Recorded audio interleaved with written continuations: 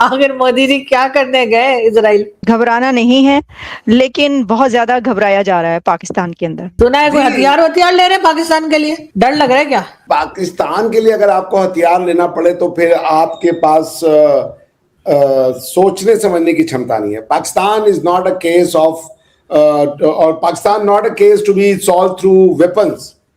Pakistan is a case that will have it solution from learning.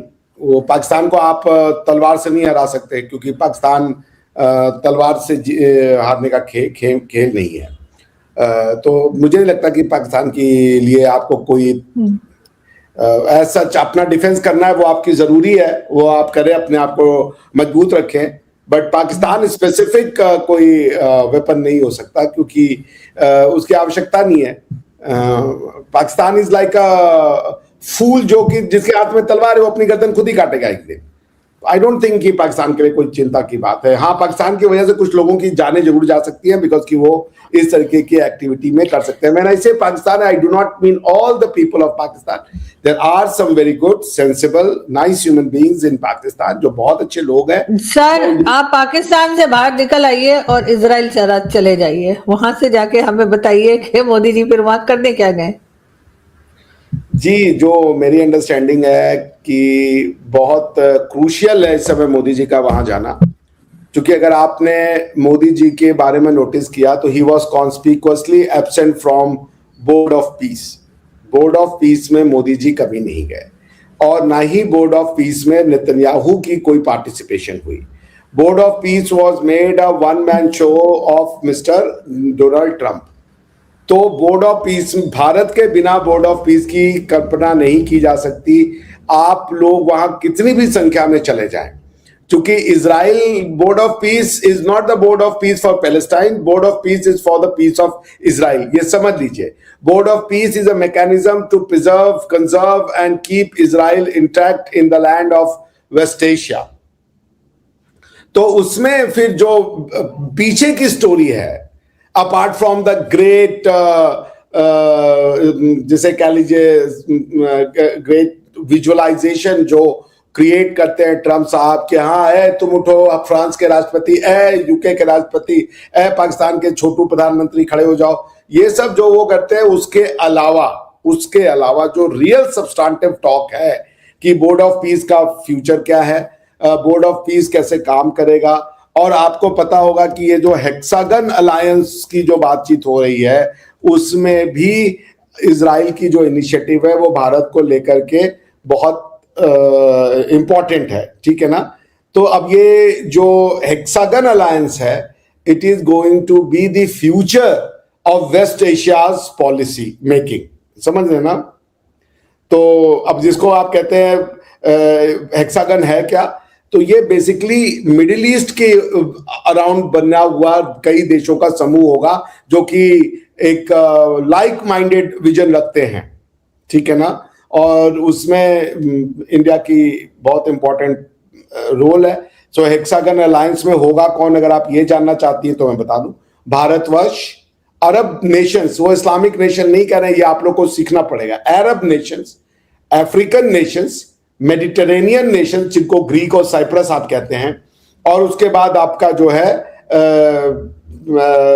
कुछ एक ऐसे देश है जिनका नाम अभी वो नहीं लेना चाह रहे, बट आई थिंक कि उन देशों में ईरान और उनका भी नाम हो सकता है किया जाए, क्योंकि ईरान अरब नेशंस का पार्ट नहीं है, ठीक है ना। अब इसका पर्पस क्या है हेक्सागन का, जो ये बनाना चाह रहे हो, जिसके ऊपर ये डिबेट हो रहा है, क्योंकि बोर्ड ऑफ पीस विश्व भर के देशों को लेकर के बनाया गया है, उसको यूनाइटेड नेशन की मान्यता प्राप्त है। मैंने आपको बताया था कि सिक्योरिटी काउंसिल रेजोल्यूशन 2803 में बोर्ड ऑफ पीस को एक्सेप्ट कर लिया गया है। सो द प्राइम पर्पस है ये हेक्सागन बनाने का, ठीक है ना। जो ग्राउंड रियलिटीज हैं अरब नेशंस की, जो चैलेंजेस हैं, और जो रेडिकल इस्लामिक फोर्सेस वहां जो बन रही हैं, ठीक है ना, उनसे लड़ने के लिए वो इस अलायंस को बना रहे हैं। और वो जो रेडिकल इस्लामिक अलायंसेस हैं उसमें वो शिया एक्सिस और सुन्नी एक्सिस दोनों को इंक्लूड कर रहे हैं ना। तो अगर आप देखें तो नेतन्याहू साहब जो है उसको ये कह रहे हैं this is the resilience and future of the democracy, free world and ये वो। तो यही है। अब इसको बाकी आप इसको अब आगे ये कैसे शेप अप करता है ये तो फ्यूचर ही बताएगा, but I guess starting level पे इतना ही है। जी बिल्कुल। पाकिस्तान में बहुत घबराहट पैदा हो चुकी है और मैं नहीं समझ सकती थी कि इंडिया के प्राइम मिनिस्टर के इजराइल जाने पर इतना हंगामा होगा और इतना उधम मचेगा, क्योंकि मेरा ये ख्याल था कि पाकिस्तान के लिए ये विजिट कोई इतना ज्यादा इम्पोर्टेंट नहीं होगा। इसकी वजह ये थी कि इजराइल और इंडिया के जो रिलेशंस हैं वो डेकेड्स पुराने हैं। इजराइल और इंडिया के जो ताल्लुकात हैं, जो रिलेशंस हैं और जो मोदी और नेतन्याहू का ब्रोमांस है वो कोई नया नहीं है। यानी उनके दोनों कंट्रीज जो हैं वो एक दूसरे के साथ हमेशा खड़े नजर आते हैं, भाइयों की तरह। तो फिर इसके अंदर ये क्या हुआ कि जब भारत का प्रधानमंत्री इजराइल का विजिट करता है तो पाकिस्तान में एक हंगामा हो जाता है। जैसा मैंने आपको बताया कि मुझे इसकी एक्सपेक्टेशन नहीं थी। मैंने कहा जी मोदी साहब बहुत सारे विजिट करते हैं और ये तो उनके वैसे भी अलायंस ही है, इंडिया और इजराइल में तो हमेशा से है, तो ऐसी कौन सी बड़ी बात हो गई। लेकिन है ये बड़ी बात पाकिस्तान के लिए, जो वहां पे मेल्ट डाउन हो रहा है और जो आवाजें उठाई जा रही हैं, जो चीखें निकल रही हैं और जो घबराहट हो रही है, वो मैं आपके सामने रखे देती हूँ, जिसकी मुझे भी बहुत हैरानी हुई। लेकिन मुझे पता ये चला कि नरेंद्र मोदी का ये विजिट, जिसके अंदर ये इन 10 ईयर्स ये फर्स्ट उनका विजिट है इजराइल का। 2017 में लास्ट टाइम उन्होंने विजिट किया था और ये एक ऐसा सिग्निफिकेंट विजिट है, इतना हिस्टोरिक विजिट इसको कहा जा रहा है कि जो इजराइल के नेतन्याहू हैं वो आमतौर पर लोगों को इस तरीके से जाकर वहां पर जहाज के पास नहीं मिलते, उनको ऐसा ग्रैंड वेलकम नहीं देते। ग्रैंड वेलकम दिया जाता है लेकिन वो खुद जिस तरीके से वो और उनकी वाइफ चल के आई सारा, और उन्होंने जो सारा हैं उन्होंने जो ड्रेस पहना हुआ था वो एक ऐसे रंग का है कि जो इंडिया का ही कलर कहा जाता है, इंडिया के फ्लैग में वो कलर है। तो फिर जो है ये कहा गया कि ये ऐसे इसलिए किया गया है कि सॉलिडेरिटी शो करने के लिए। मुझे तब भी इसके ऊपर कोई हैरानी या कोई अचंभा या कोई वो नहीं थी, क्योंकि मेरा तो यही मानना है कि इजराइल और इंडिया ऐसे ही है जैसे इजराइल और रशिया इंडिया और रशिया हैं। इंडिया और रशिया की भी देखें कैसे ताल्लुकात हैं और इजराइल के साथ भी। तो ये क्या है? अब जी पहले मैं आपको बताती हूँ कि हो क्या रहा है। एक तो पाकिस्तान के व्हाट्सएप ग्रुप्स में इसके ऊपर बहुत डिबेट्स चल रही हैं, बहुत बहसें हो रही हैं और तस्वीरें शेयर की जा रही हैं कि ये देखें ये क्या है। सबसे पहले मैं आपको बताती हूँ कि इस वक्त जो अल जजीरा है, अब देखें अल जजीरा तो ठीक है ये लिखेगा ही, क्योंकि अल जजीरा तो इजराइल के अगेंस्ट है। वो ये लिखता है why Indian PM Modi's Israel visit matters for Pakistan security, the tightening strategic embrace between New Delhi and Tel Aviv could test Pakistan security and diplomacy. वैसे तो ये एक पाकिस्तानी एनालिस्ट हैं जिनकी ये एनालिसिस है, लेकिन फिर भी क्योंकि अल जजीरा में ये पब्लिश हुआ है तो मैं आपको ये बता रही हूँ, जिसमें उन्होंने कहा कि Indian prime minister Narendra Modi stepped off the plane in Tel Aviv, और उनका जो इस्तकबाल हुआ है वहां पर बहुत ही जबरदस्त हुआ है। And he was given A red carpet welcome from Israeli prime minister Benjamin Netanyahu, head of government. और सबसे बड़ी बात जो यहाँ पर एक और हो रही है कि for the very first time कोई जो है केनेसेट, जो इजरायली पार्लियामेंट है, वहां पे एड्रेस जिसने किया है वो इंडिया का प्राइम मिनिस्टर नरेंद्र मोदी है। लेकिन ये भी पाकिस्तान के लिए कोई बड़ी बात नहीं है। पाकिस्तान के लिए बड़ी बात, बहुत बड़ा इम्पैक्ट, बहुत बड़ी हलचल जो है वो ये है कि ये अलायंस क्यों बन रहा है। यानी इस वक्त इंडिया के प्राइम मिनिस्टर नरेंद्र मोदी का इजराइल जाना और इजराइल में जो नेतन्याहू हैं उनका ये कहना कि वो एक ऐसा अलायंस बना रहे हैं जिसको हक से गन कहा जा रहा है, और उसके अंदर कुछ ऐसे कंट्रीज हैं जिनको वो मिलाकर जो है एक अलायंस बनाने जा रहे हैं या बन चुका है या बन रहा है, उसके ऊपर पाकिस्तान को फिक्र है। पाकिस्तान को ये फिक्र है कि ये एंटी मुस्लिम उम्मा है। तालियां, एंटी मुस्लिम उम्मा। वो क्या वो कहते हैं वड़ गया या वड़ गई, वो कौन कहते हैं पीटीआई का कोई बंदा, तो मैं कह रही हूँ वड़ गई मुस्लिम उम्मा। कौन सी मुस्लिम उम्मा भाई, कौन सी मुस्लिम उम्मा? वो मुस्लिम उम्मा जो अफगानिस्तान के तालिबान आपके पर्दे पे वो कर रहे हैं, हमले कर रहे हैं, ईंट से ईंट बजा रहे हैं, मुस्लिम उम्मा चुप करके बैठी हुई है। वो वाली मुस्लिम उम्मा कौन सी मुस्लिम उम्मा? कहाँ गई मुस्लिम उम्मा? अब तो सारी जो मुस्लिम उम्मा है वो आपस में ही लड़ रहे हैं। वो मुस्लिम उम्मा अफगानिस्तान मुस्लिम उम्मा है, ईरान मुस्लिम उम्मा है, सबके साथ तो लड़ाइयां और ये सब एक दूसरे के ऊपर पल्ले पड़ रहे हैं, तो आप कह रहे हैं मुस्लिम उम्मा। तो मुझे तो बड़ी हंसी आई ये वाला ये पढ़ के। मैं आपको बताती हूँ और कौन कौन से आर्टिकल्स जो हैं वो चल रहे हैं। ये जी मतलब लाइन लगी हुई है इसके ऊपर। Senate deplores Netanyahu's plan to forge alliances with India, India's Modi. फिर ये कहते हैं जी Pakistan senate denounces Netanyahu's hexagon alliance. फिर ये एक और जगह पर पब्लिश हो रहा है, Pakistan condemns Netanyahu's hexagon of alliance plan. फिर senate slams Netanyahu's plan seeking to forge alliance with India.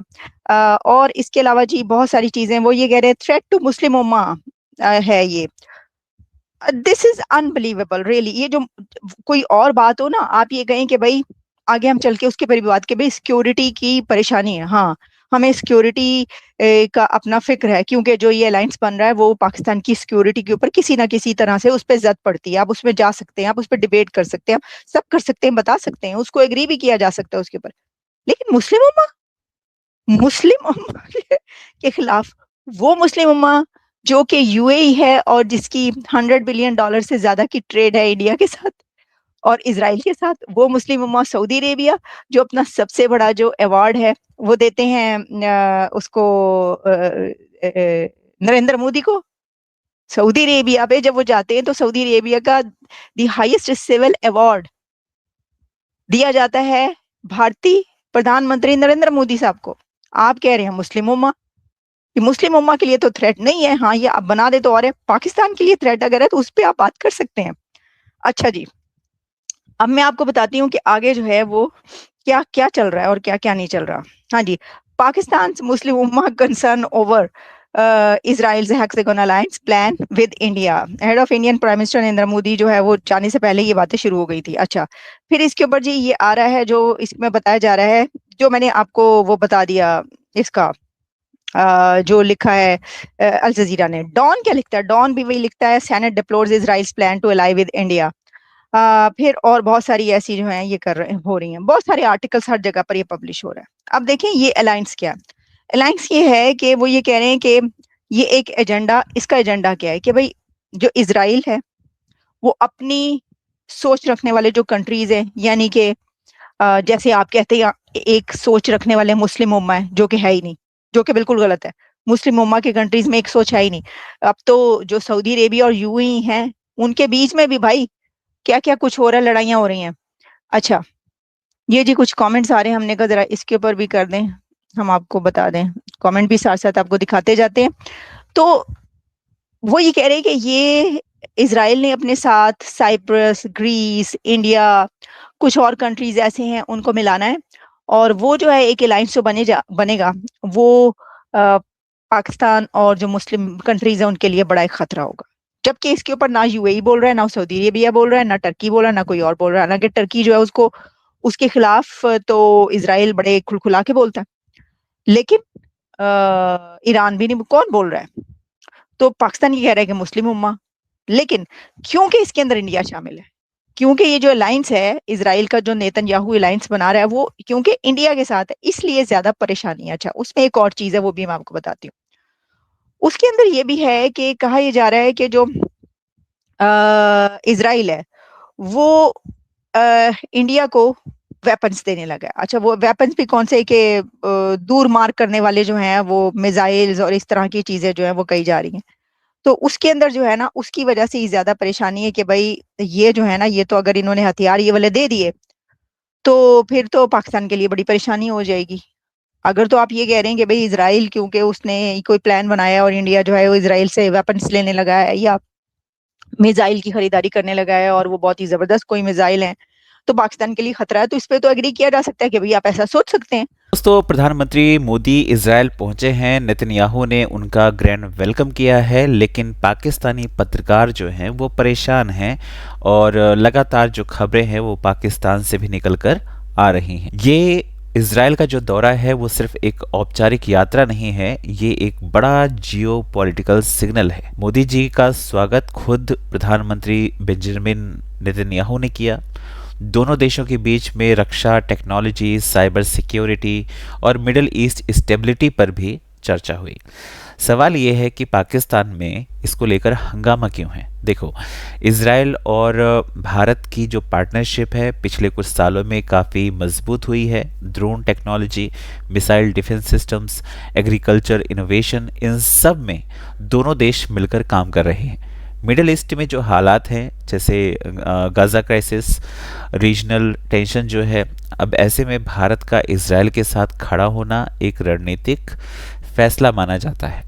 इधर पाकिस्तान के कुछ एक्सपर्ट्स जो हैं वो कह रहे हैं कि रीजनल बैलेंस को ये चीज़ें बदल सकती हैं। आरजू काज़मी भी सवाल करते हैं कि भाई ये सब क्या है, मोदी जी क्यों गए हैं, क्या खरीदने गए हैं, कौन सा हथियार ऐसा लाने गए हैं जिससे हो सकता है पाकिस्तान को ज़्यादा टफ टाइम मिले। लेकिन सच्चाई क्या है, भारत मल्टी अलाइनमेंट पॉलिसी पर चलता है, यूएस के साथ में स्ट्रॉन्ग टाइज रखता है, रशिया के साथ में डिफेंस डील करता है, गल्फ कंट्रीज के साथ में भी एनर्जी पार्टनरशिप है और इजराइल से भी स्ट्रेटेजिक टेक्नोलॉजी कोऑपरेशन, ये सब चीज़ें एक साथ में चलती हैं और ये किसी की खिलाफत नहीं है बल्कि इंडिया फर्स्ट पॉलिसी का हिस्सा है। मोदी और नेतन्याहू का जो मुलाकात हुआ है उसकी सबसे बड़ी चर्चा इसलिए भी है क्योंकि नेतन्याहू की पत्नी जो हैं उन्होंने सैफरन कलर का ड्रेस पहना और इसे लोग सिंबॉलिक डिप्लोमेसी भी बता रहे हैं। लेकिन क्या होता है, डिप्लोमेसी में कुछ जेस्चर्स होते हैं, सिंबोलिज्म होता है, जिसका एक तरह से अभी आपने वीडियो में देखा। तो क्या ये मिडिल ईस्ट में नया पावर इक्वेशन बना रहा है भारत, या फिर अपने स्ट्रेटेजिक इंटरेस्ट को मजबूत करने की कोशिश है? आप लोग क्या सोचते हैं कमेंट करके बताएं। चैनल पर अगर नए हैं तो चैनल को सब्सक्राइब करें, इस वीडियो को लाइक करें और शेयर करें। जय हिंद, जय भारत।